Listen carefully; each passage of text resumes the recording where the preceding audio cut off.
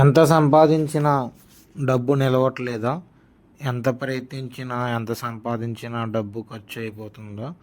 అయితే నేను మీకు 100% వర్క్ అయ్యే పరిష్కారం చెప్తాను, జాగ్రత్తగా వినండి.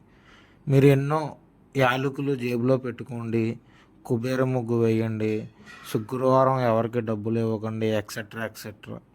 అటువంటి పరిష్కారాలు లాజిక్ లేనివైనా నమ్మకంతో చేస్తారు చాలామంది. బట్ రియాలిటీలో అవేవి వర్కౌట్ అవ్వవు.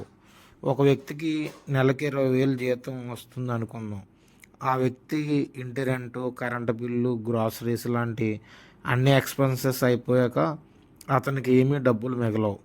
వాడు జ్యోతిష్యుడి దగ్గరికి వచ్చి డబ్బు ఏమీ మిగలట్లేదు అని చెప్తాడు. ఎలా మిగులుతాయి? ఏమైనా లాజిక్ ఉందా?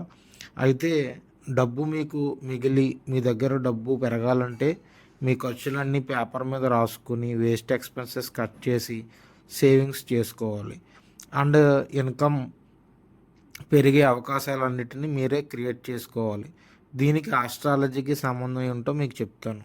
మీ కర్మని డిసైడ్ చేసే జడ్జ్ శని, కర్మకారకుడు. మీకు వచ్చే లాసెస్ అండ్ మీకు మనీ లోటు రావడం అన్నిటికీ కారకుడు శని. అయితే శని ప్రాక్టికల్ ప్లానెట్. మీరు ఎన్ని పరిహారాలు చేసినా శని నుండి ఎటువంటి పాజిటివ్ రెస్పాన్స్ రాదు, మీరు ప్రాక్టికల్ మనీ ప్లానింగ్స్ పాటిస్తే తప్ప. మీరు ఏదో రక్తం పెట్టుకునో లేదా ఏదైనా పూజ చేస్తానో పని అవ్వదు.